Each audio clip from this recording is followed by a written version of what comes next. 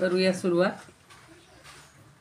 अलंकापुरी पुण्यभूमी पवित्र, तिथे नांदतो ज्ञान राजा सुपात्र.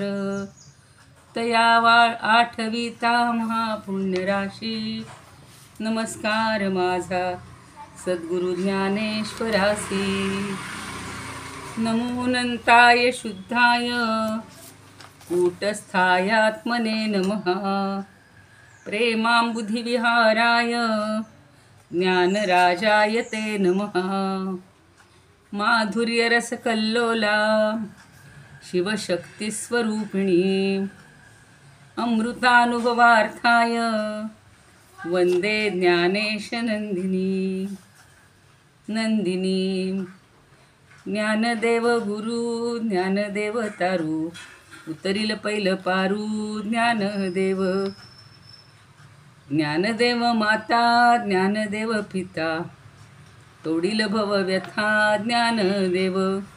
ज्ञानदेव माझे सोय रे धाय रे, जीवलग निर्धारे ज्ञानदेव. सेना म्हणे माझा ज्ञानदेव निधान, दाविली निज खूण ज्ञानदेवे. ज्ञानियांचा राजा गुरु महाराव, म्हणती ज्ञानदेव तुम्हाईसे. म्हणती ज्ञानदेव तुम्हाईसे. मज पामरासी काय थोरपण, मज पामरासी काय थोरपण. पायीची वहाण पायी बरी, ब्रह्मादिक जेथे तुम्हा ओळंगणे. इतर तुलने काय पुढे, तुका म्हणे नेणू युक्तीची आखोली. म्हणून ठेविली पायी डोई, म्हणून ठेविली पायी डोई. ज्ञानियांचा राजा गुरु महाराव, ज्ञानियांचा राजा गुरु महाराव. ज्ञानेशोनुभवामृतं व्यरचयच, ज्ञानेश्वरं पूजये. ज्ञानेशेन निरूपिता सुमधुरं, गीता नमो ज्ञानिने. ज्ञानेशात् परमार्थवित् सुचरितं, ज्ञानेश्वरस्याद्भुतं. ज्ञानेशे लघुजीविते गुणगणो, ज्ञानेश्वरत्वं कृती. ज्ञानेश्वरत्वं कृती. ज्ञानेश्वर महाराज की जय. पंढरीनाथ भगवान की जय. जय तू श्रीकृष्ण, जय तू ज्ञानेश्वर. सर्व श्रोत्यांना आणि अमृतानुभव भक्तांना, साधकांना, सर्वांच्या हृदयस्थ परमात्म्याला वंदन करूया. ज्ञानदेवांना वंदन करूया. आता कालच एकादशी झालेली आहे. सगळ्यांनी पंढरपूरचं दर्शन घेतलेलं आहे, पंढरीचं विठोबाचं. आणि सगळ्या वाऱ्या आता हळूहळू परत येतील. त्यांचं अगदी सार्थक झालं, पण आपण त्यांच्याबरोबरच आहोत असं समजून ही रोज आपली जी वारी चालू आहे ती नित्याची चालू आहे. आणि त्यातही आपल्याला आनंद मिळतो आहे. 63वी ओवी थोडीशी पुन्हा एकदा आत्ता ताईंनी मधल्या 10 ओव्या 5 ओव्या छान म्हटल्या, 45 ते 50. उद्याला 50च्या पुढच्या घ्या, म्हणजे हळूहळू आपल्याला हा जो ग्रंथ अभ्यासतो आहोत त्याची एक पुनरावृत्ती आपल्या मनामध्ये उजळणी होत राहील. आणि रोजच प्रत्येकाने किमान 5 ओव्या वाचाव्यात. झालेल्या आता पुढच्या ओव्या सुरू होतील. पुन्हा नवीन विषय आहे गुरूंचा, तो अतिशय सुंदर आहे. हाही छानच होता. आता शेवटी आपलं मन त्याच्यामध्ये रमायला लागलं. सुंदर असा दृष्टांत 63व्या ओवीत दिलेला होता. सांडुनी मीठपणाचा लोभू, सांडुनी मीठपणाचा लोभू, मिठे सिंधुत्वाचा घेतला लाभू. देवी अहम देऊनी शंभू शांभवी झालो. ज्ञानदेवांनी स्वतःचे मनोगत सांगितलेले की जसं मीठपणाचा लोभ सोडून मीठ काय करतो तर सिंधुत्वाचा लाभ घेतो. म्हणजे तो स्वतःच मिठाचा खडा समुद्राच्या पाण्यात मिसळून समुद्ररूप होऊन गेला. त्याप्रमाणे ते सांगतायत की तेवी अहम देऊनी शंभू. त्याप्रमाणे एकदेशी सगुण स्थूल अशा शरीराचा आणि पूर्वीच्या ओव्यात सांगितल्याप्रमाणे सगळ्या विचारांच्या आश्रयानं मी माझा देहाहंकार जो होता अहम देऊनी. अहम शब्द इतका थोडक्यात वापरलेला असतो बघा. आपल्याला अहम म्हणजे मी संस्कृत शिकवताना पहिल्यांदा अहम, आता आम्ही संभाषणाचा वर्ग घेतला तर सुरुवातच मी केली होती अहम रूप आली, मम नाम रूप आली. म्हणजे अहम शिवाय सुरुवात तर होत नाही. अहम म्हणजे मी, पण तो व्यवहारातला मी वेगळा आणि आपल्या मनातला जो मी पण आहे, अहंकार आहे, तो देऊन टाकायचा. जसा व्यवहारासाठी आपल्याला ही भाषा मी तू बोलावीच लागते, पण ती वागत असताना की ती बोलत असताना तो अहम न ठेवता बोलायचं. एक व्यवहारासाठी आपल्याला आवश्यक तेवढं बोलणं आवश्यकच असतं. तसं आता ते सांगतात की सगळे आत्तापर्यंत जे 63 ओव्यांपर्यंत सगळे विचार सांगितलेले आहेत, त्या विचारांच्या आश्रयानं हा अहंकार अर्थात देहाचा अहंकार, सगळ्यांना देहाबद्दल जास्त लोभ असतो, ममत्व असतं, आणि तो अहंकार सोडून एक सच्चिदानंद घन किंवा आत्मस्वरूप शंभूशी आणि शक्तीशी. शंभू शांभवी झालो. शंभू आणि शांभवी मी दोन्ही झालेलो आहे. म्हणजे मीच आहे, शंभू पण मीच आहे, शांभवी म्हणजे शक्ती पण मीच आहे, असं मी दृढ निश्चयानं जाणलं. आत्ताच दासबोधाच्या याच्यामध्येही सांगितलं की मुमुक्षुत्व. आधी मला या बंधनातनं मोकळं व्हायची इच्छा पाहिजे. नाही तर आपण इतके संसारामध्ये रमलो आहोत, किती संकट आली, किती दुःख आली, तेवढ्यापुरतं अगदी काय म्हणतात ना स्मशान वैराग्य तसं येतं की नको बाबा, हा नको संसार. पण दुसऱ्या क्षणी काहीतरी प्रलोभन मिळतं, लगेच आपण त्याच्यामध्ये रमतो. पण आता ज्ञानदेवांनी 63व्या ओवीत सांगितलं की मी माझा अहम सोडून दिला, त्या मिठाच्या खड्यासारखा मी विरघळून गेलो आणि मी स्वतः शंभू आणि शांभवी झालेलो आहे. तर असा लोभ आपल्याला सोडता आला पाहिजे, ममत्व सोडता आलं पाहिजे. आणि मग आपल्याला आता 64वी ओवी काय म्हणतायत ज्ञानदेव बघूया. त्याच्यावरचं विवेचन आपण 63चं सविस्तर सगळ्यांची मतं घेतली. अमृत काय म्हणू आपण स्वरूपानंदांची पण घेतली, गिरवाण अनुभवही पाहिला. थोडासा पुन्हा एकदा त्याचा उजाळा घेऊया वाचीलच तर. त्यक्त्वा लोभं हन्ताद्या सैंधवं सिंधुतामियात् तथैवाहं मतिस्त्यागात् अभवं सांब शंभुबाक. बाक म्हणजे त्याचं नाव. तर मी आता शंभू आणि आंब म्हणजे आंबेसह त्यांच्याशीच एकरूप झालेलो आहे. म्हणून स्वरूपानंद म्हणले होते मिठे मिठपण आपुले सांडोन रहावे होऊन सागरची. तैसा झालो मीही शिवशक्ती रूप मुळी होता लोप अहंतेचा. फक्त एक शब्द सोडायचं, एक. आज आता चातुर्मास सुरू झाला, सगळ्यांना माहिती आहे कालपासून, आणि 4 महिने आपण काहीतरी व्रत करायचं असतं. आता ते सुद्धा खरं सांगायला नको आहे, पण एक मनातल्या मनात आपण एखादा संकल्प करायचा की आपल्याला माहिती असतं आपला एक दोष असतो, आपल्या ठिकाणी अनेक असतात, पण एखादा दोष असतो किंवा काहीतरी एक दुर्गुण म्हणूया आपण, किंवा एखादी सवय असते, वाईट सवय असते, तर ती मी आजपासून टाकीन. 4 महिने मी त्याच्यावर मात करेन. कुणाला माझ्यापासून मन दुखवलं जात असेल तर त्याबद्दल मी काळजी घेईन, असं संकल्प करूया. देवालयाचा नैवेद्य दाखवूया, देवाची पूजा कर, ते व्रत धर, हे तर आवश्यक आहेच. पण आयुर्वेदानं काय सांगितलेलं आहे, उपवासचा अर्थ आपण सगळे म्हणतो की उप म्हणजे जवळ, वास म्हणजे राहणे, परमेश्वराच्या सान्निध्यात अधिकाधिक काळ राहणे. पण आपल्याला हे करायचे ते करायचे, मग आपण म्हणतो ना जसं थांब माझ्या बाळाला तीट लावू दे मग मी आमकं करेन, थांब, ती चिमणी म्हणत असते तसं आपली अवस्था चिमणीसारखीच असते की थांब मला हे होऊ देत, थांब मला ते होऊ देत.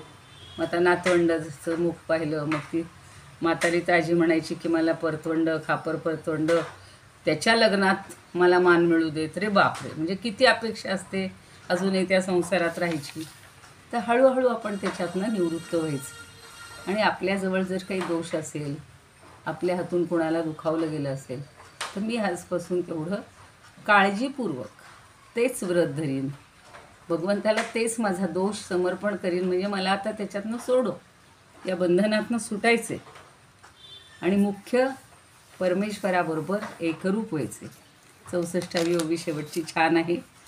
शिवशक्ती समावेशे, शिवशक्ती समावेशे, शिवशक्ती समावेशे, नमन केले म्या ऐसे. त्या नमनाचंच त्यांनी इथं पुन्हा पुनरुच्चारण केलेलं आहे की मी का केलं, या शिवशक्तीला नमन का केलं. रंभागर्भ आकाशे, एक नवीन पुन्हा दृष्टांत देत आहेत शेवटी जाता जाता, तो फार सुंदर आहे.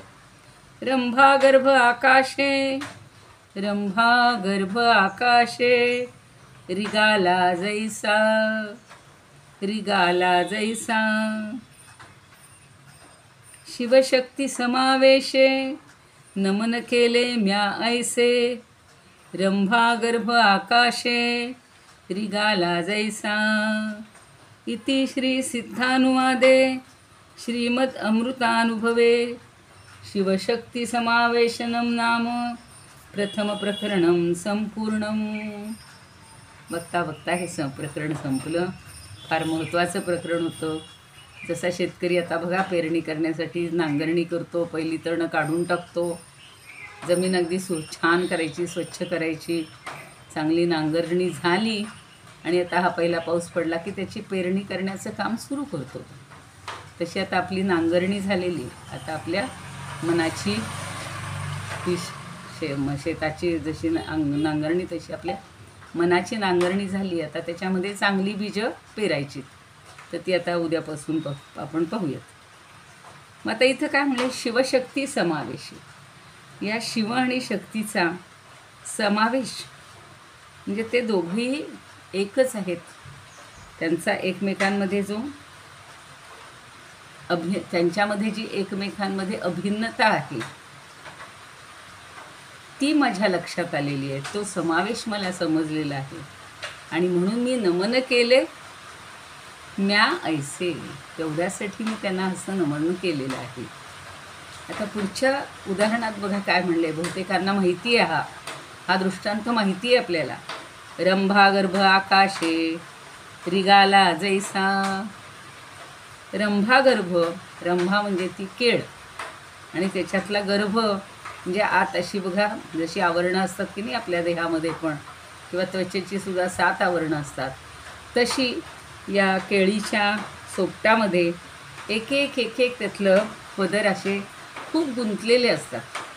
तर रंभागर्भ आणि ते एक एक एक एक पदर जो आहे तो सोडवत जर गेला हळूहळू हळू, तर तो केळीचा गर्भ काय होतो, आकाशे म्हणजे आकाशात, रिगाला म्हणजे प्रविष्ट झाला, मिळून गेला. मग आता काही उरतच नाही, सगळे सोपटं जर काढली तर तिथे फक्त आकाश होईल. म्हणजे तो केळीचा गर्भ जणू ते आकाशामध्ये मिळून गेला, मिसळून गेला, प्रविष्ट झाला. त्याप्रमाणे या सर्व जगाचा गर्भ म्हणजे पुरुष आणि प्रकृती, तर त्यांच्याशी मी अभिन्न राहिलो, एकरूप झालो आणि म्हणून मी म्हणतात म्या नमन केले म्या. दुसरी ओळ शेवटी घ्यायची की म्हणून मी त्यांना वंदन केलं, किंवा तशा रीतीनं मी त्यांना नमन केलं आहे, वंदन केलेलं आहे. म्हणजे हे प्रकृती पुरुषात्मक जे ईश्वर आहे त्याचं यथार्थ स्वरूप सांगितलं गेलं. या दोघांचे खरं जे स्वरूप आहे ते सांगितलं गेलं आणि या ठिकाणी हे पहिलं प्रकरण संपलेलं आहे. आता ही केळीच्या खुंटाची उपमा का दिली बघा.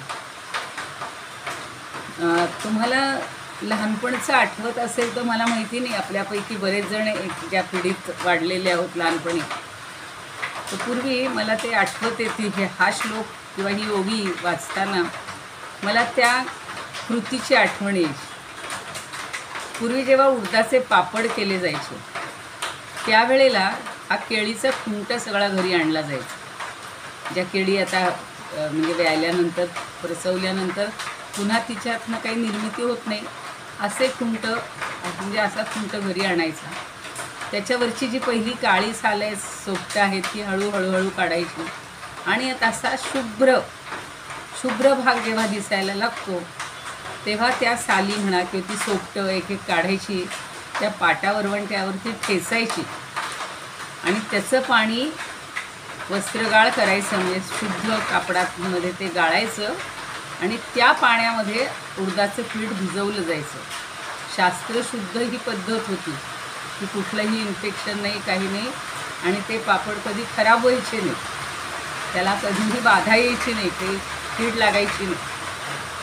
तसं त्यावेळेचं मला आठवतं की ते अशी वरची एक एक आवरणं काढली जायची आणि आतमध्ये जिथं जिथं पांढरा शुभ्र भाग दिसेल, पण इथं त्यांनी सगळी आवरणं काढली, म्हणजे सगळी सोपटं काढली आणि मग त्याच्या आत काय उरतं, फक्त पोकळी असते. मग पोकळी म्हणजे काय, आकाश. आकाशाचा अर्थच आहे पोकळी. मग ती पोकळी, सोपट्यातली पोकळी आणि एकूण महाआकाश जे म्हणतो, जसं घटाकाश म्हणलं जातं, इथे मात्र त्यांनी त्या रंभाचं उदाहरण दिलं आहे की रंभागर्भ म्हणलेलं आहे. तर तो रंभागर्भ हा आकाशामध्ये मिसळून जातो. घटाकाश, ज्या वेळेला घट फुटतो, घटामध्ये एवढासा जेवढ्या आकाराचं असेल तेवढा आकाश असतो. काहींचं एवढा असेल, काहींचं एवढा असेल, एवढा असेल, माठ असतो, रांजणपर्यंत असतो. बरेच वर्षे वापरला आणि कधीतरी तो फुटला की त्याच्यातलं जे आकाश आहे ते महाकाशात मिसळून जातं. तसंच या सोपटांमधलं जे आकाश आहे हा जणू काही एक कोशच असतो, एकावर एक एकावर एक एकावर एक आवरणं असतात आणि तशी मग आपले जसे 5 सूक्ष्म कोश आहेत, पंचकोश म्हणतात त्यांना, तर त्या कोशांसारखी ही या सोपटाची रचना आहे असं जोग महाराजांना वाटतं. आणि म्हणून ते सांगतात की अन्नमय कोश असतो, प्राणमय कोश असतो, मनोमय कोश असतो, विज्ञानमय कोश असतो. तर तसं माझं स्वरूप नाही आहे. म्हणजे हा एक एक कोशातनं आपण बाहेर पडायचं. आपल्याला माहिती आहे तो जो छोटासा किडा असतो आणि तो स्वतःभोवतीच त्याच्याच मुखातून जो लाळेचा हे निघतो, द्राव निघतो, त्याच्यातून तो स्वतःभोवती असा एक कोश निर्माण करतो. ते किती छान जाळं असतं बघा, छान असं आकारात, गोलाकारात किंवा विशिष्ट आकारात ते फिरवून फिरवून फिरवून तो हे करतो आणि नंतर ते जाळे स्वतःच भक्षण करून त्याच्यातनं मोकळं होतं. तसं आपल्या घरामध्ये म्हणजे या देहरूपी आकाशामध्ये किंवा देहरूपी घरामध्ये असे 5 कोश असतात आणि ते 5 कोश रूपी हे सोपट आहे. त्या रंभेप्रमाणे, रंभा हा शब्द अप्सरा म्हणून घेऊ नका बरं का, रंभा म्हणजे केळी. तर कोशरूपी हे सोपट मी सगळं काढून टाकलं असं ज्ञानदेव म्हणतायत. जसं रंभेची सोपटं काढल्यानंतर ते आकाश मूळ आकाशामध्ये, महाआकाशामध्ये मिसळून जातं, तसे हे सगळे पंचकोश एकदेशी, मिथ्या आणि जड किंवा हे जे सगळं दृश्य जग आहे, तर त्याचं अधिष्ठान कोण आहे, परमात्मा, सच्चिदानंदरूप परमात्मा आहे. आणि आता त्या कोशातून बाहेर पडल्यानंतर मीच तो परमात्म स्वरूप आहे. अहम निर्विकल्पो निराकार रूपो असं शंकराचार्य म्हणतात ना, चिदानंद रूप शिवोहम शिवोहम. त्याचं भान या किंवा त्याचं ज्ञान ज्ञानदेवांना झालेलं आहे. मी आता सच्चिदानंद रूप आत्मा आहे अशी मला जाणीव झाली आणि म्हणून मी या दोघांना वंदन केलेलं आहे किंवा जीवात्म्याशी अभेदत्व पावलं आहे. मग त्याच्याशी अभेद होणं हेच माझं नमन आहे. नमन केले म्या ऐसे शिवशक्ती समावेश. त्या दोघांचं समावेशन झालं आहे. ते दोघं जसे एकरूप आहेत तसा मीही त्यांच्यामध्ये एकरूप झालेलो आहे आणि माझं एकरूप होणं हेच माझं नमन आहे. वेगळं नमन करायची गरजच नाही आहे, पण त्यांचं ते नमन आहे. आता हे मला समजलं असा त्यांचा तो भाव आहे आणि त्याच्यामुळे त्यांनी स्वतःचं नमन केल्याचं पुन्हा आता शेवटच्या ओळीमध्ये सांगितलेलं. आता अगदी छोटी छोटी पुस्तकं पण आपण काही जणांनी घेतली होती बघा, आळंदीला. तर दत्तराज देशपांडे तेच म्हणतात की केळीचं सोपट ते काढलं की त्यातील आकाश म्हणजेच वायू तो आकाशरूप होतो. कारण थोडीशी पोकळी असते त्याच्यामध्ये मंद असा वायूचा अवकाश असतोच, वायूचं तिथं असतंच आणि तोच आकाशरूप होतो. त्याप्रमाणे प्रकृती पुरुषांशी मी अभिन्न रूपानं अभिन्न झाल्यामुळं त्यांना वंदन केलं. किंवा डॉक्टर व्ही ए कुलकर्णी म्हणतात की शिवशक्तीत समावेश म्हणजे प्रवेश, तर प्रवेश करून मी नमन केलं. म्हणजे मी आधी त्यांच्याशी एकरूप झालो. आपण बाजूला राहून देवाला नमस्कार करतो की नाही, आपल्याला भगवंताची मूर्तीपर्यंत जायला मिळत नाही सगळ्यांना, आपण लांबूनच नमस्कार करतो आणि ती मूर्ती वेगळी आणि आपण वेगळे अशी आपली भावना असते. ज्ञानदेवांची तशी भावना नाही, मीच प्रकृती पुरुषामध्ये समावेश केलेला आहे. आपण म्हणतो ना, अहो त्यांचा याच्यामध्ये समावेश झाला. आता सध्या पार्ट्यांचं चाललेलं असतं जो रोज इथे राजकीय पार्ट्या, इकडून तिकडं जायचं तिकडून इकडं यायचं, तसा इथं समावेश नाही आहे. इथे खऱ्या अर्थानं त्यांचा त्याच्यात प्रवेश झालेला आहे, एकरूप झालेले आहेत आणि मग थेट त्यांचं म्हणजे त्यांनी जे वंदन केलं ते तिथंपर्यंत पोचलेलं आहे. आता सोपट्यावर सोपट कुणी पाहिले असतील आणि आपण अनुभवले असतील, प्रत्येकाच्या दारात पूर्वी असायची खेळ, तर ती हळूहळू ही जी आवरणं असतात त्याला सोपट म्हणतात. आणि तसाच हा गाभा आहे तो असा साकार झालेला असतो. एकावर एक आवरणं चढून तो तयार झालेला असतो. एरवी तसं जर म्हणलं तर ती शून्य पोकळीच आहे. तसाच मी आहे. आकाशाकडे तो जसा गाभा किंवा ती पोकळी, शून्य पोकळी जशी आकाशाकडे निघावी तसा आम्ही निघालो आहे किंवा मी त्यात पोहोचलो आहे. आणि डॉक्टर मानसी कणेकर म्हणतात, शिवशक्तीच्या ऐक्यात स्वतःलाही समरसपणानं किंवा समरस भावानं समाविष्ट करण्याचं हे जे नमन मी केलेलं आहे आणि केळीच्या गाभ्यातील पोकळी महदाकाशात सामावून जावी तसं माझं हे समावेशन आहे. म्हणजे शिवशक्तीचं तर समावेशन आहेच, पण शिवशक्तीमध्ये समावेशन हा एक, तसे समास वेगवेगळ्या प्रकारे सोडून देतात. राजवाडा, राजाचा वाडा, तसं इथे शिवशक्ती समावेशन म्हणजे शिव आणि शक्तीचं समावेशन, त्याचबरोबर त्यामध्ये माझंही समावेशन हे झालेलं. आणि मी नेहमी जे सांगते ते शोभादर्शक यंत्राचं त्यांनी देखील तेच उदाहरण सांगितलेलं आहे की जसे शोभादर्शकामध्ये तुम्ही जसं ते गोल फिरवाल तसे त्याच्यात वेगवेगळ्या आकृती, आत्ताची पहिली आकृती दुसरी नसते, अशा छान नानाविध आकारांची त्याच्यामध्ये शक्यता निर्माण होते. तसं अनुभवामृतामध्ये सुद्धा सगळ्या वेगवेगळ्या शक्यता किंवा एकत्वाचा आपल्याला अनुभव येतो. नानात्वातून एकत्व, अनेकत्वातून एकत्व. आता लहानशी एवढीशी मुंगी असते बघा, पण तिला जर तेजाचे प्रेममय पंख फुटले आणि आकाशात उडून तिनं जर आत्मसूर्याला गेलं, ज्ञानदेवांची चोवी आहे ना, मुंगी उडाली आकाशी तिने गिळिले सूर्याशी, हो तिने गिळिले सूर्याशी. आता ती जाऊ शकेल का एवढीची मुंगी आकाशात? पण एवढी झेप घेतलेली आहे. तसंच छोटासा मी असून सुद्धा बघा ना, या ब्रह्मांडाच्या तुलनेत आपलं अस्तित्व केवढं आहे हो, अगदीच छोटंसं आहे. कणातला एक कण आपण आपलं सांगू शकत नाही की मी केवढा आहे या विश्वाच्या तुलनेने. तर आत्मसूर्याला गिळून टाकलेला आहे, म्हणजेच अलौकिक असा अनुभव या ठिकाणी घेतलेला आहे. आणि या दिव्य समावेशनानंतर ते म्हणतात की अनुभवामृत किंवा अमृतानुभव. त्या दिवशी एका ताईंनी विचारलेलं होतं की अमृतानुभव म्हणायचं का अनुभवामृत म्हणायचं. पुन्हा मी ते सगळे संदर्भ शोधून काढलेले त्याच्याबद्दल सांगणार आहे.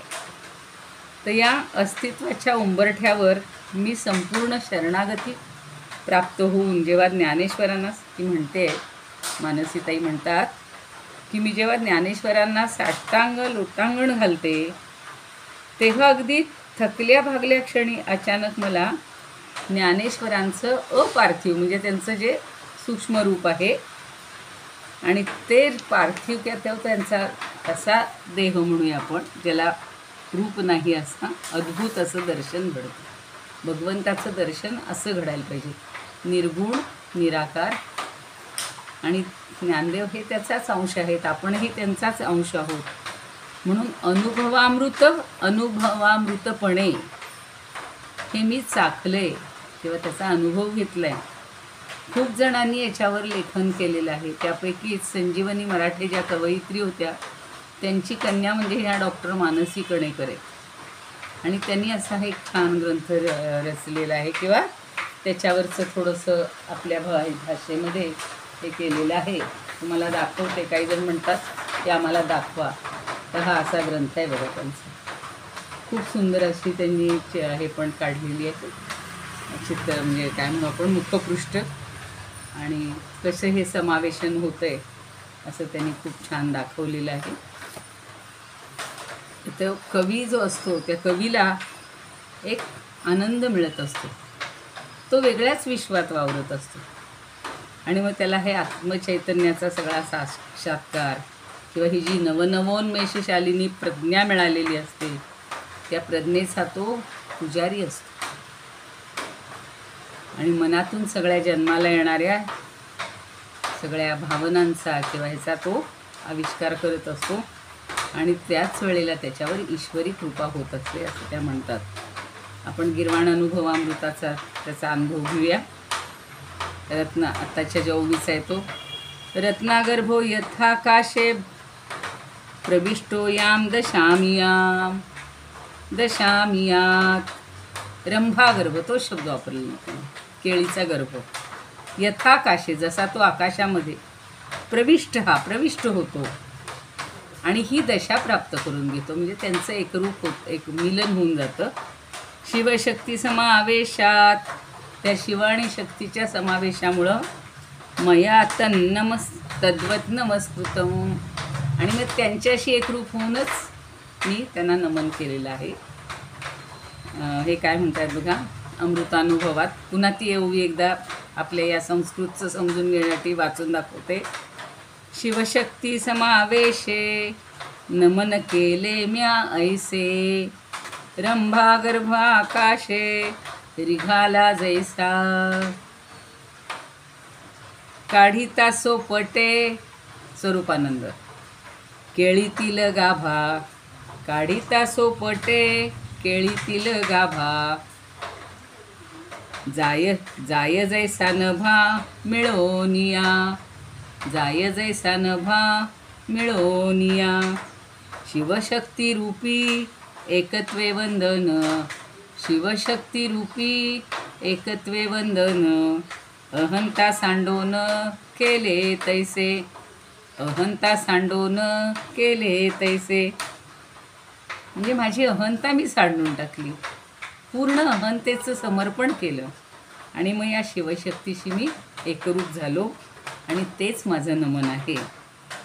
आता त्यांनी पण असंच म्हणलं आहे, श्रीमद अभंग अनुभवामृते शिवशक्ती समावेशन नाम प्रथमं प्रकरणं. हरये नमः, हरये नमः, हरये नमः. कृष्णाय वासुदेवाय हरये परमात्मने, प्रणतः क्लेशनाशाय गोविंदाय नमो नमः. योगायोग असे आहेत आपल्या सगळ्या संतांचे की श्रीकृष्णाचा जन्म ज्या दिवशी झाला आहे त्याच दिवशी ज्ञानेश्वरांचा झाला आहे. म्हणजे त्यांचा जणू काही तो पुन्हा अवतारच आहे की नाही. श्रीरामचंद्रांचा जन्म ज्या दिवशी झाला, ज्या वेळेला झाला, दुपारच्या वेळेला झाला, तसाच श्री समर्थांचा झालेला आहे. म्हणजे समर्थांना जरी रुद्राचा अवतार हनुमंताचा म्हणत असतील तरीसुद्धा रामाचं आणि त्यांचं किती निकटचं नातं आहे याचाच अर्थ त्यांचाच अंश पुन्हा हा या सृष्टीतलावर येऊन त्यांनी एवढं मोठं कार्य केलेलं आहे या संतांनी. तर त्यांच्या चरणी आपण नतमस्तक होऊया. हा शिवशक्ती समावेशन नावाचा हे संपलेलं आहे, पहिलं प्रकरण संपलेलं आहे. आता कोणीतरी मला विचारलं होतं की अनुभवामृतच का नाव दिलं आहे वगैरे. वेगवेगळ्या पुढची जी प्रकरणं आहेत त्याच्यामध्ये त्याचा उल्लेख आलेला आहे तसा. आणि ज्ञानेश्वरीचं फळ काय आहे किंवा ग्रंथाची फलश्रुती काय आहे, तर अनुभवामृताबद्दल थोडंसं सांगते. प्रत्येक शास्त्रीय ग्रंथ असला, हा शास्त्रीय ग्रंथच आहे सगळं. परमात्म्याचं शास्त्र आहे, परब्रह्माचं शास्त्र आहे, परमार्थाचं शास्त्र आहे. आणि शंकराचार्यांनी सुद्धा ज्या वेळेला ब्रह्मसूत्रावरची भाष्य लिहिली, भगवद्गीतेवरची लिहिली, त्यावेळेला सुद्धा त्यांनी छोटे छोटे ग्रंथ लिहिले. ते त्यांनी आत्मानात्मविवेक नावाचा छान ग्रंथ लिहिलेला आहे, छोटासा. त्याला प्रकरण ग्रंथ म्हणतात. म्हणजे सगळ्या मोठ्या ग्रंथातलं थोडक्यामध्ये सार. तर तो ग्रंथसुद्धा कुणी वाचायचा. तसा हा अनुभवामृत ग्रंथसुद्धा कुणी वाचावा, त्याच्यासाठी 4 गोष्टी आवश्यक असतात.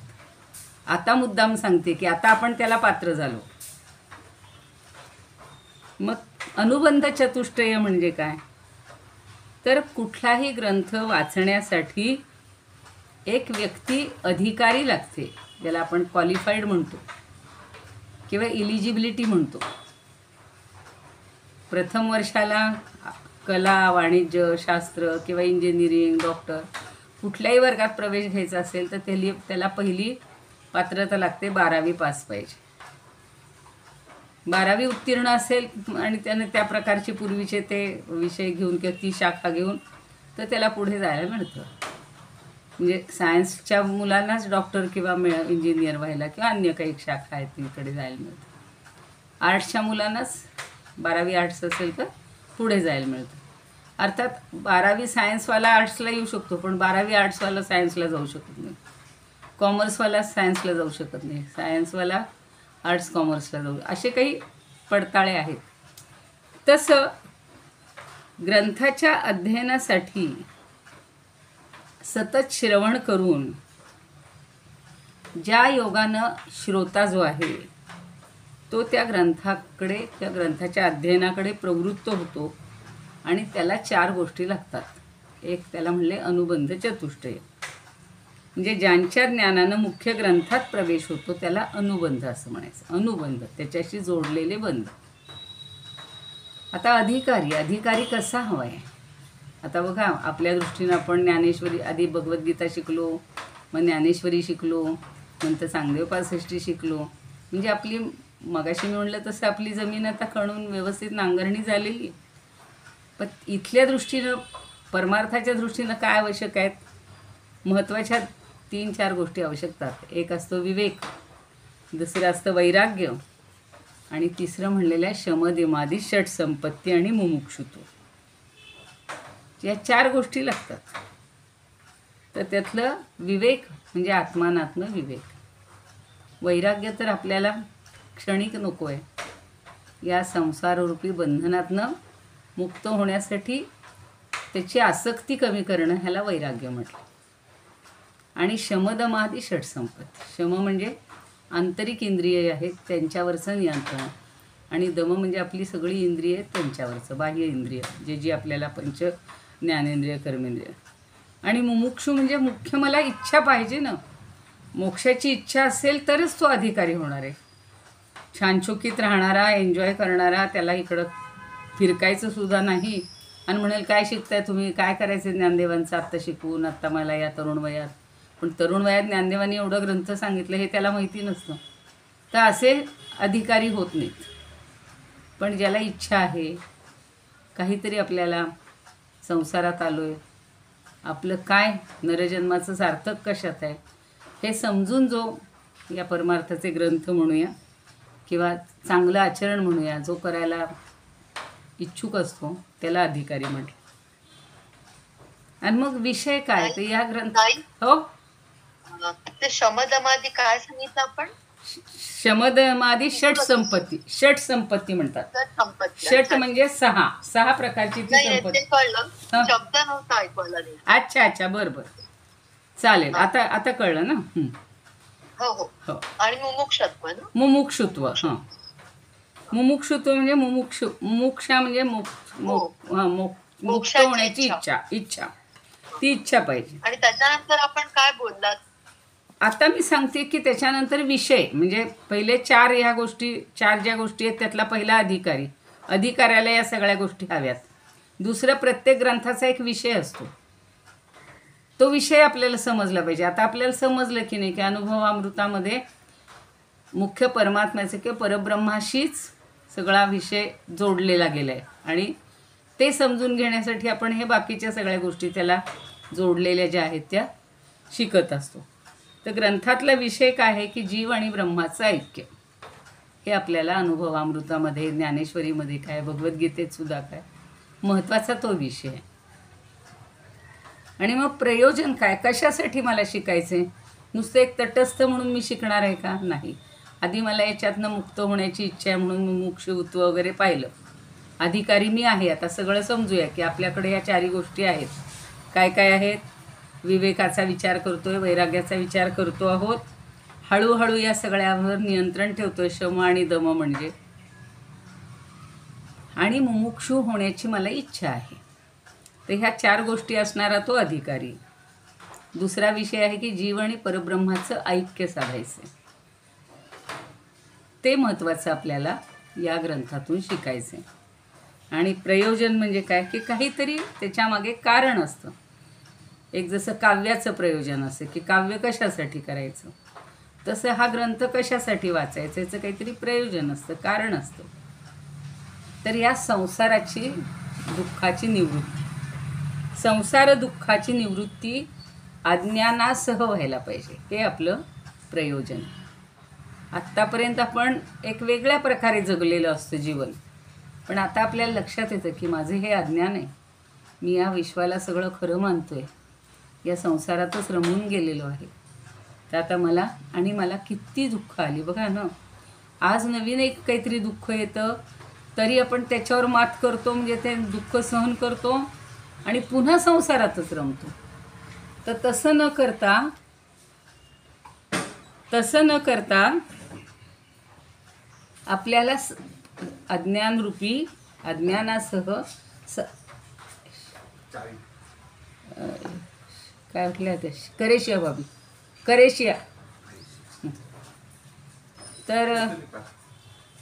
तर अज्ञानाची निवृत्ती व्हायला पाहिजे आपली, अज्ञानाची आणि या संसार दुःखाची. त्याच्यासाठी हा ग्रंथ शिकायचा आहे. आणि मग हा संबंध काय आहे, तर आपण अधिकारी आहोत. मग आपल्याला प्रयोजन जे काही समजलं आहे, तर ह्या सगळ्याची गोष्ट जोडणे, आपल्याला तो जोडता आला पाहिजे संबंध. म्हणजे जो अधिकारी आहे, सांगते ना, तो संबंध एवढाच शब्द आहे, तो संबंध. ते कळलं, पण काय म्हणजे कसं सांगते ना, तेच पुढं सांगतेय की एखादी गोष्ट निर्माण करणारा कोणतरी एक असतो, जनक असतो, आणि तो काहीतरी एखादी गोष्ट निर्माण करतो. समजा आर्किमिडीजने एक सिद्धांत सांगितला, तर तो आर्किमिडीज झाला जनक, आणि त्यानं जो सिद्धांत सांगितला त्याला म्हणायचं जन्य, म्हणजे तो निर्माण झाला. तसं आम्ही एखादी वस्तू निर्माण करतो. समजा स्त्री जी आहे, अन्नपूर्णा आहे, ती काय करते, रोज छान छान पदार्थ बनवते. तर बनवणारी ती जनक झाली, आणि जो पदार्थ बनवला तो जन्य झाला. तर जन्यजनक भाव किंवा असा जो भाव आहे. आता अधिकारी आणि प्रयोजन या दोघांमधला जो भाव आहे त्याला संबंध म्हणायचा. आता अधिकारी आपल्याला कळला आहे कसा पाहिजे तो, आणि प्रयोजन म्हणजे आपल्याला अज्ञानाची निवृत्ती करायची आहे. तर या दोन्ही जोडलं पाहिजे ना. म्हणजे मी अधिकारी असेल पण मी म्हणेन मला नको अज्ञान बाजूला व्हायला पाहिजे, मी नाही बाकीचं काही करणार.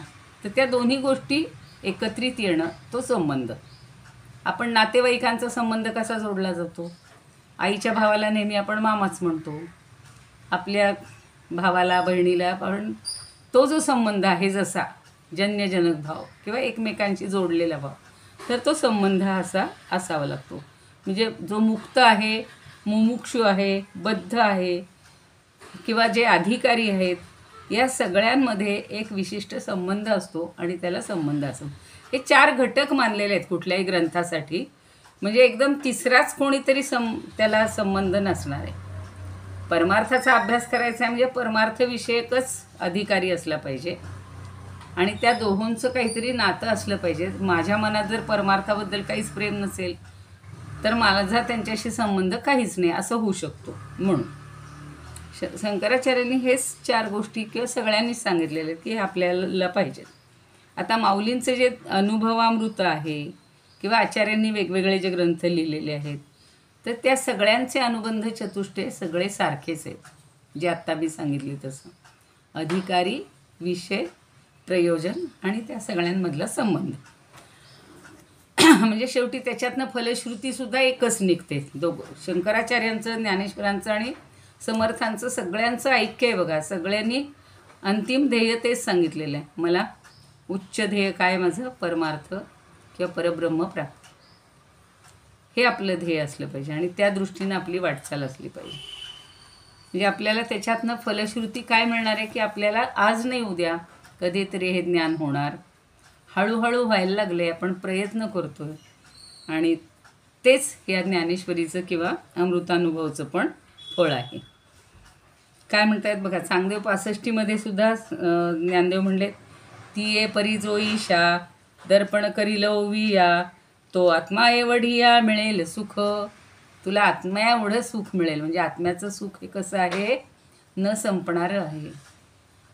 इतकं म्हणजे त्याला कशाचीच उपमा देत नाही. आभाळा एवढी सुद्धा म्हणते, कारण आभाळ माया म्हणली तरी ते आभाळ हे मर्यादित झालं, पण हे अनएंडिंग, न संपणारं, चिरंतन असं सुख आहे. म्हणून आत्ता आपल्याला अनुभवामृतामध्ये सुद्धा काय म्हणतायत?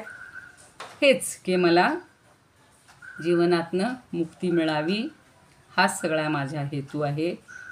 ज्ञानदेव म्हणे श्रीमंत, हे अनुभवामृत सेवोनी जीवनमुक्त हेची हेतू. हेतू म्हणजे पुन्हा तो म्हणलं तसं संबंध समजा किंवा प्रयोजन.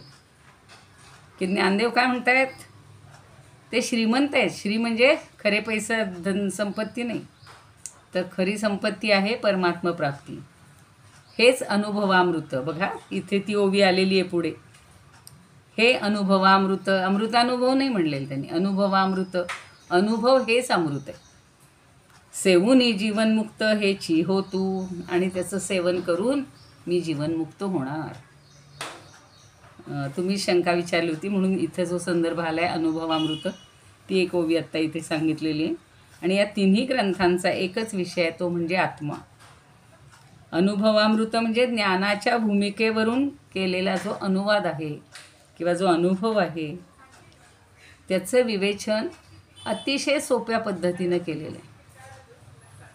आणि तत्त्वज्ञानाच्या दृष्टीनं सांगितलं तर अनुभवामृताची उंची ही ज्ञानेश्वरीपेक्षा उंच आहे, श्रेष्ठ आहे. म्हणून श्रीमंत अनुभवामृत असं त्यांनी म्हटलं बघा. ज्ञानदेव म्हणे श्रीमंत, हे अनुभवामृत. त्यांनी त्याला श्रीमंती सांगितलेली, ते सगळ्यात श्रेष्ठ आहे आणि ते प्राशन करून आपण जीवनमुक्त होणार. बघा केवढा मोठा ठेवा आपल्याला मिळालेला आहे. एक प्रकरण बघता बघता संपलं आहे आणि या ग्रंथामध्ये सुद्धा तशी दृष्टांताची बहर आहे. दृष्टांत आधी वाटलं होतं सुरुवातीच्या 10-12 ओव्यामध्ये किंवा काही ओव्यामध्ये की आपल्याला सगळंच जड असं हे आहे का अनुभवामृत, पण आता सगळ्या ओव्या पाहिल्यानंतर आपल्या लक्षात आलं की शेवटच्या ओवीतसुद्धा त्यांनी त्या रंभाच्या सोपटांची ओळख हे दिलेली आहे, उपमा दिली, दृष्टांत दिलेला आहे. थोडीशी भाषा ज्ञानेश्वरीपेक्षा कठीण आहे, थोडीशी, पण तरीसुद्धा हा एक अमूल्य आणि आदर्श ग्रंथ आहे असं लक्षात घेऊया. अनुभवामृतामधले सगळे आनंद किंवा काय म्हणू आपण, जे सगळे विषय आहेत ते आता छान समजून घ्यायचेत. त्याला भावगंध असं म्हणलेलं आहे. भावगंध हा हृदयाच्या कमळात साठवूया. सगळे भाव आहेत त्याच्यामध्ये. 10 प्रकरण आहेत आणि ती 10 प्रकरणं आपल्याला समजून घ्यायची. पहिलं आता शिवशक्ती समावेशन झालं, आता सद्गुरू स्तवन आपल्याला पाहिजे. शिवशक्तीत आलेले प्रमुख विषय जाता जाता आज सांगते. आणि खरं म्हणजे मी आज मला असं वाटलं होतं की तुम्ही जे परवा शंका विचारलेली होती माया, प्रकृती, याच्यावर प्रत्येक ग्रंथात एवढं सविस्तर वर्णन आहे. भगवद्गीता आणि ज्ञानेश्वरीतला 7वा अध्याय जर आपण अभ्यासला असू थोडंसं घरी असेल ज्ञानेश्वरी आणि अर्थासह असेल तर वाचा. मी आता 2 दिवस जेव्हा सुट्टी होती तेव्हा त्याचंच चिंतन करते आहे की तुम्हाला कसं सोपं करून कसं सांगता येईल. समर्थांनी सुद्धा खास आत्माराम नावाचा ग्रंथ लिहिला आहे, तेव्हाही मी तुम्हाला सांगितलं होतं की त्याच्यामध्ये त्यांनी मायेचं प्रकरण वेगळं काढलेलं आहे. स्वतंत्र मायेचं प्रकरण आहे आणि संबंध दासबोधामध्ये अनेक ठिकाणी मायेचे उल्लेख आलेले आहेत. तर तेवढे फक्त शिकायचे म्हटलं तरी आपल्याला 1-2 महिने पुरणार नाहीत, सगळ्यांचं सगळं जर असं वाचत बसलो. पण मुख्य आपल्याला माया काय आहे हे समजून आलं पाहिजे.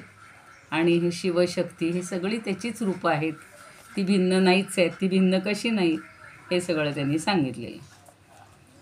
आता शिव हां म्हटलं ज्ञानेश्वरीचं वाचताना पहिले ती जी ओवी वाचली त्या ओवीचा अर्थ लगेच वाचायचा का असं? हो हो, तसंही चालेल ना, अगदी छान होईल. म्हणजे मग तुम्हाला लगेच कळेल अर्थासह. हो हो, अगदी 7व्या अध्यायात बघा तुम्ही 5व्या-6व्या श्लोकापासून फार सुंदर आहे. आणि नुसता अर्थ वाचला तर ते नाही नाही नाही, ओवी वाचूनच अर्थ वाचायचा, ओवी वाचून. अगदी छानच आहे बघा. म्हणजे मला खरं सांगते उठावंसंच वाटेल ना आता 2 दिवस. असं वाटतं की बस फक्त त्याच्यातच रमावं. आणि आपण एवढं अभ्यासलो आहे तरी आपल्या डोक्यात किती राहतं, त्यातलं किती टक्के राहतं. ज्ञानेश्वरी शिकलो तेव्हा सगळं कळलं होतं. 7वा अध्याय शिकलो आणि 8वा अध्याय सुरू केला की आपण 7व्या अध्यायातलं विसरतो. म्हणजे व्यवहारामध्ये आपण इतके रमलेले असतो की त्याच्यावर चिंतन करायला वेळ देत नाही. आता तुम्ही करा, मग ते तुम्हाला होईल उपयोग. बघा आता शिवशक्ती समावेशनात काय, शिव म्हणजे देवो, देवो देवसारखं म्हणलं, देवो देवी म्हणजेच पुरुष, ब्रह्म आणि शक्ती. शक्ती म्हणजे देवी, जगज्जननी. तिला किती नावं दिलेली आहेत बघा. मग आता या देवदेवींची सत्ता म्हणजे काय की या दोघांचं अधिष्ठान जे आहे ते मूळ ब्रह्म आहे, त्याच्यावरचंच यांचं अधिष्ठान, त्याच्यावरच ते दोघं आहेत दिसायला. आणि ते 2 असले तरी ते दोन्ही मिळून एक आहेत. म्हणजे एकटा देवच तो नांदत असतो. आणि हे त्यांचं समावेशन आहे. आता आपल्याला समावेशनचा अर्थ आत्ताही सांगितला होता. आणि त्या शिवशक्तीला दोघांना निजानंद भोगण्याची अतिशय हौस आहे, म्हणून ते 2 रूपात प्रगट होतात किंवा आपल्याला 2 रूपात दिसतात. पण 2 दिसले तरी खरं त्यांचं एकपणच आहे. तो त्यांचा एकपणा कौतुकानेही फुटत नाहीत. सगळ्या ओव्या आता आठवा पुन्हा. ज्यांच्याकडं अर्थासह आहे अनुभवामृत, छोटे अर्थ काव्यनं असतील किंवा तुम्ही काही लिहून घेतलं असेल मी सांगत असताना, तर ते थोडंसं पहिल्यापासूनचं तुम्ही थोडं विचार करत. आता उद्या आपल्याला आपण नवीन प्रकरण सुरू केल्यावर ह्याची तशी आठवण राहणार नाही.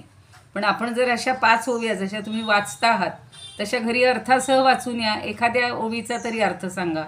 तेवढी 5 मिनटं आपण आपल्यासाठी देत राहू, म्हणजे आपल्याला हा ग्रंथ पुढे चालत राहील. तर 2 त्यांचा जो 2पणा आपल्याला वाटतो तो कौतुकानं सुद्धा फुटत नाही. म्हणजे आपल्याला ऐक्यतेचं महत्त्व या ग्रंथामध्ये समजतं. किंवा त्यांचं दुसरं रूप सांगितलं अर्धनारी नटेश्वर, ते आपल्या सगळ्यांना माहिती असतं. हेही त्यांचं स्वरूप आहे. आणि शिवाच्या अस्तित्वाशिवाय ही पतिव्रता असूच शकत नाही. आणि त्या शक्ती वाचून शिवाला काही नाही, त्याला करतेपणा येत नाही. आणि दोघांना आधारभूत अशी जी सत्ता आहे ते म्हणजे परब्रह्म, ते एकच आहे. आता त्याच्यासाठी ती उदाहरणं दिली ती 2 टिपऱ्यांचा नाद एकच आहे, 2 दिवे असले तरी प्रकाश एकच आहे, 2 ओठ पण शब्द एकच आहे, 2 डोळे पण दृष्टी एकच आहे. त्याप्रमाणे या दोघा शिवशक्तीचं योगात म्हणजे त्यांचा जो योग आहे जोडलेला आहे त्याच्यामध्ये एकच जगत आहे. आणि दोघापासून झालेली सृष्टीसुद्धा एकच आहे. तो म्हणत नाही काय मी माझी सृष्टी निर्माण करतो तू तुझी कर, नाही, दोघं मिळून एक आहे. आणि त्यांचं एकीकरणच या सृष्टीमध्ये दिसत असतं. म्हणजे कोणता भाग शिवाचा आणि कोणता भाग शक्तीचा हे काहीही सांगता येत नाही. म्हणून त्यांनी उदाहरणं दिली ती गूळ आणि गोडी, कापूर आणि त्यातला सुगंध, सूर्य आणि प्रभा. आता हे दृष्टांत आठवा थोडेसे. आणि ते 2 भाग वेगवेगळे दिसले तरी दोन्ही मिळून एकच असतात. तद्वतच शिव आणि शक्ती हे दोघं मिळून नामभेदानं वेगळे आहेत पण एकच आहे, एकच शिव आहे. एकोहम बहुश्याम. आता हे वाक्य तर आपलं तोंडपाठ झाले. सगळीकडे. आणि म्हणून त्यांनी ही प्रजा, ते स्फुरण, त्यालाच पुढं त्यांनी स्मरण हा शब्द वापरलेला. तर स्फुरण झालं, ती मनामध्ये कामना नुसती आली आणि तीच मूळ शक्ती आहे. म्हणजे ती इच्छा ही शक्ती रूप झाली. आता लाटांनी जसा समुद्र होत नाही, लाटांसह असणं हा समुद्र आहे, हे त्याचं स्वरूप आहे. तसं या सगळ्या विश्वासह असणं हे यांचं स्वरूप आहे.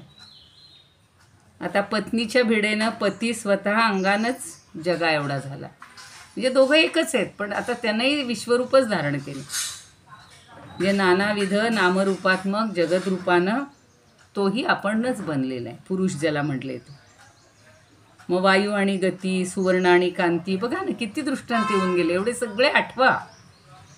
भानू आणि प्रभा, जसं शब्द दोन, पण ते दोन्ही मिळून एकच असतात, ते आपण पाहिलं. वाचा शब्द लिहिला आणि बोलला तरी त्या दोन्हीचा अर्थ एकच असतो. सुगंधासह कस्तुरी, उष्णतेसह अग्नी, शक्तीसह शिव, अशी ही सगळी जोडी आहे. आणि म्हणून शिवशक्ती समावेशे नमन केले म्यायसे, रंभागर्भ आकाशे रिघाला जैसा. शेवटची ओवी म्हणजे त्याचा सार आहे अगदी. तर शिव आणि शक्ती या दोन स्वतंत्र, दोन सत्ता नसून त्या दोघांच्या रूपानं एकच सत्ता नांदते.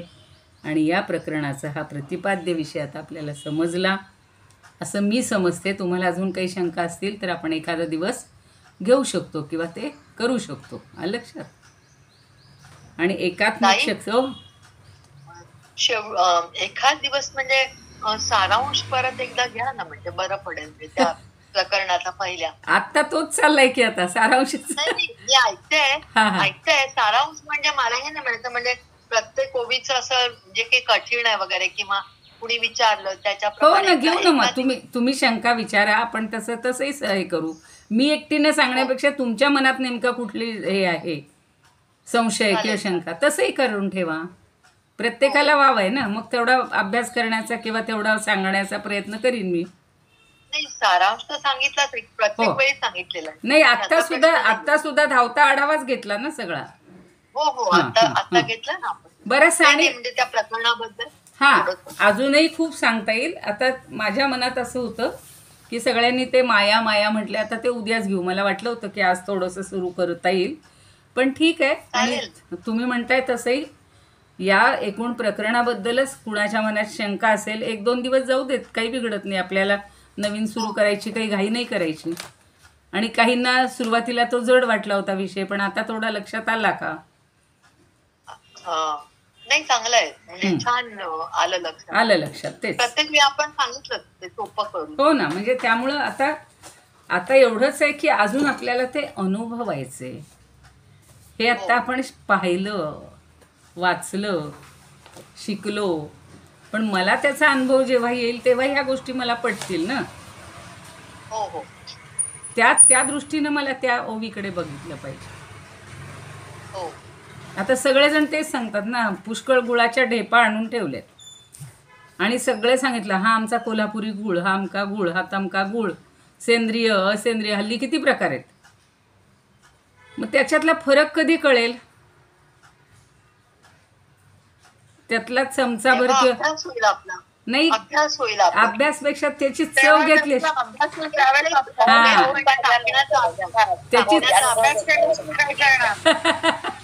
नाही, आणि चव घेतल्याशिवाय कळणार आहे का आपल्याला त्याची गोडी?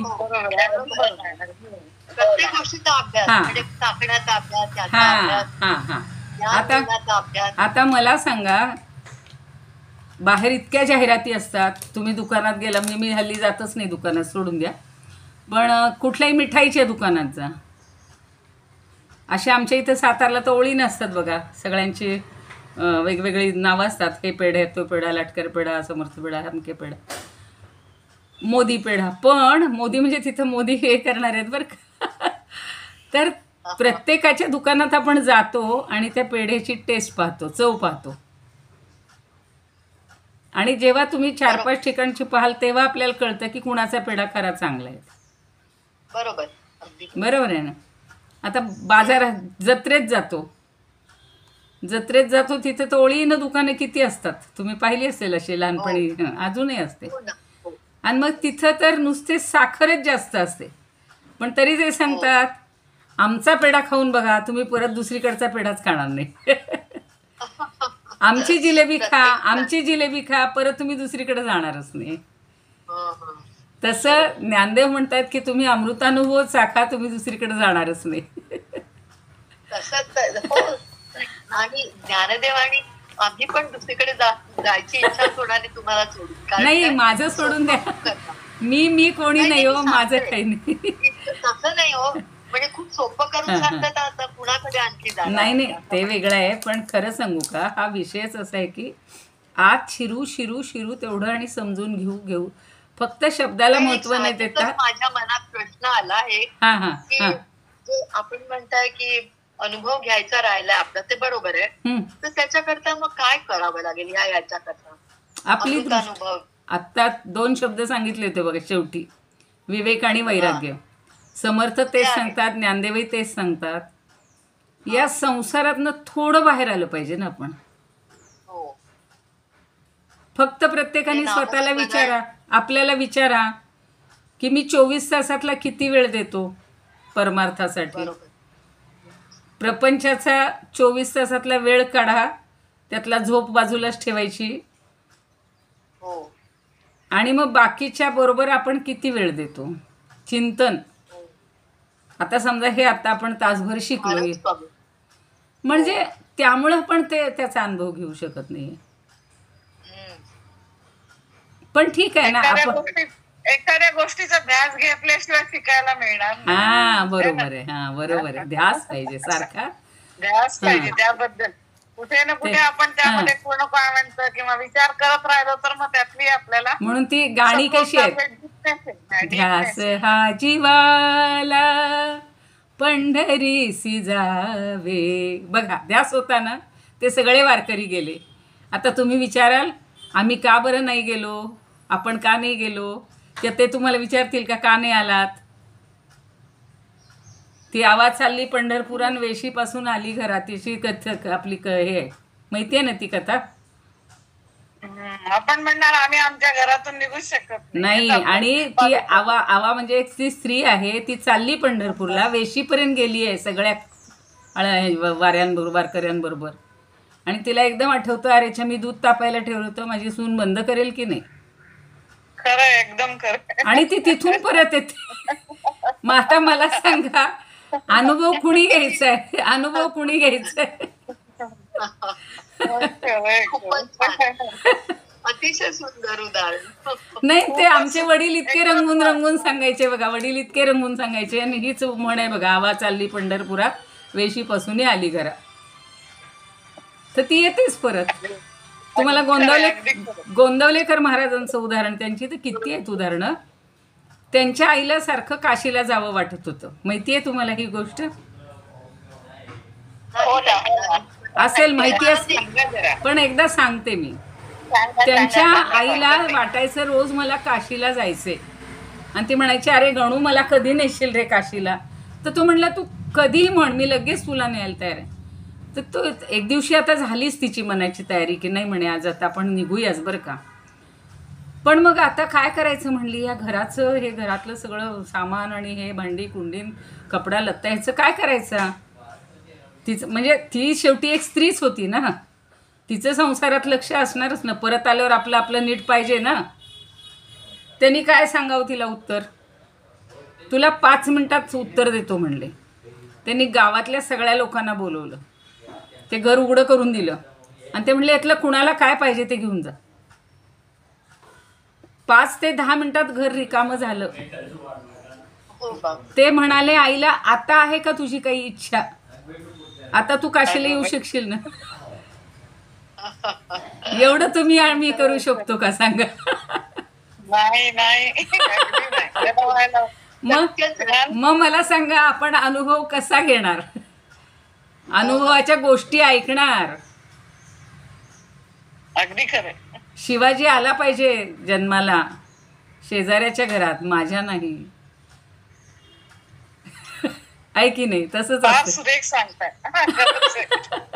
नाही, हे ऐन वेळेला स्फुरतंय मला आणि मी सारखा विचार करते आता, म्हणून तुम्हाला सांगते.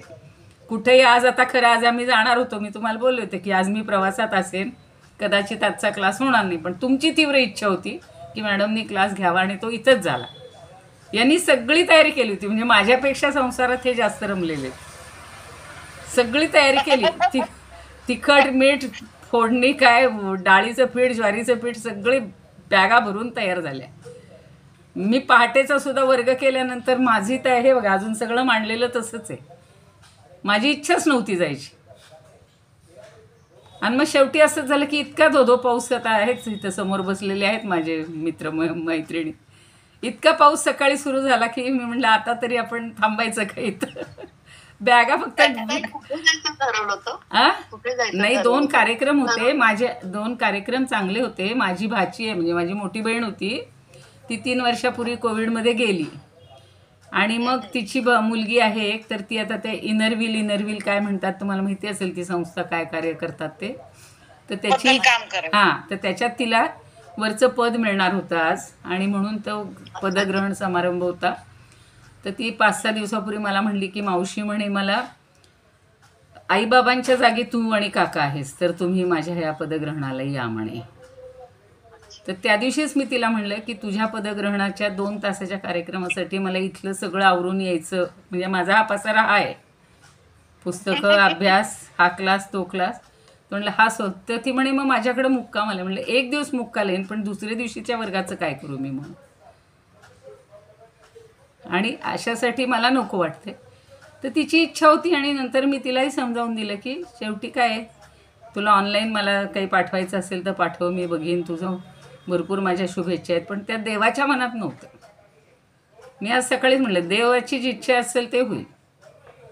तुम्ही किती बॅगा भरा, गाडीत ठेवा, पण ती गाडीत चालू नाही झाली तर मध्येच बंद पडली तर किती अडचणी येऊ शकतात की नाही.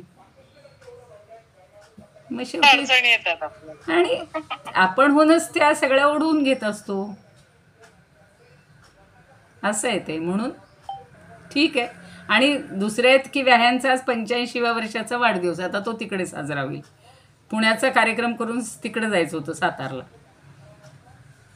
पुन्हा 8 दिवसांनी अजून एक सातारची ती संस्था छान आहे कृष्णधाम म्हणून, मागे मी जे गेलेली होते तिथे त्या समाधीचं मंदिर आहे ते, तर तिथली मीटिंग वगैरे. हे म्हणे राहू तिकडे 8 दिवस. ठीक आहे म्हणलं, नाही असं नाही, पण असं मग सारखं वाटतं की काही ना काहीतरी येत राहतं, पण आपलं एक सलग ही जी साधना चालू झालेली असते याच्यात खंड किती पडायचे मध्ये मध्ये मध्ये मध्ये.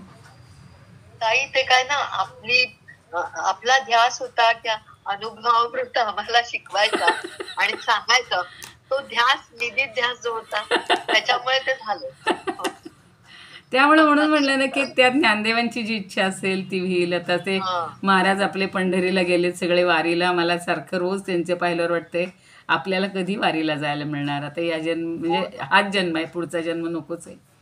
तर कदाचित ते वारीचं स्वप्न राहील, पण राहू देत. आपण इथे रोज ही वारी करतो म्हणून मी ही वारीच म्हणते ना, ही वारीच आपल्याला अनुभवायला मिळते ना, आणि तीच आम्ही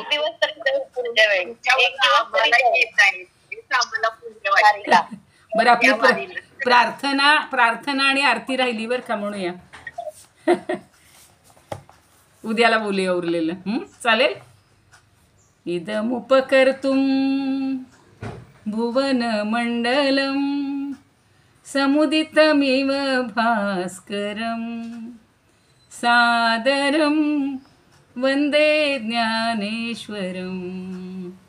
त्रिभुवनमाता भगवद्गीता लोकमंगला लोकविश्रुता लोकहितं संततं ध्यायता येन ज्ञानेश्वरी विरचिता श्रुत्वा प्राकृतगिरं सादरं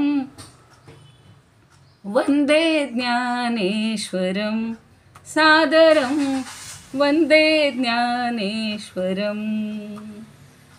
गीताशास्त्रं क्वाम्बुधिकल्पं नवन्तदीयं वयः क्वचाल्पं विषय्य विपदां व्रात्यमनल्पं वाग्यज्ञेन च येन भूषितं सरस्वती मंदिरं सादरं वन्दे ज्ञानेश्वरम् यत्र शारदा कृपाप्रसादः यस्य श्रवणात् परमानन्दः निहितो यत्रामृतनिःस्यन्दः काव्यतत्त्वयोः कृतवन्तं तत् रसायनं मधुरं सादरं वन्दे ज्ञानेश्वरं सादरं वन्दे ज्ञानेश्वरं सादरं वन्दे ज्ञानेश्वरं. ज्ञानेश्वर आरती म्हणणार आहे कोणी?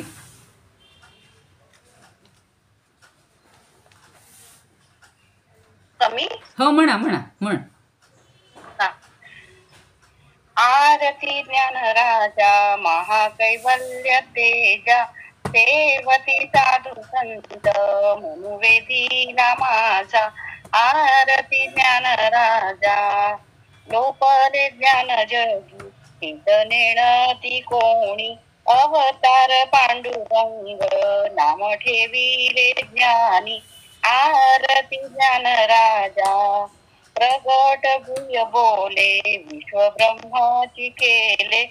रामा जनार्दनी पायटक चिठेले. आरती ज्ञान राजा महाकैवल्य तेजा सेविती साधू संत मनुवेदीला माझा. आरती ज्ञान राजा. ज्ञानेश्वर महाराज की जय. पंढरीनाथ जय भगवान जय की जय. जय जय रघुवीर समर्थ. हे चालतंय. चला थांब.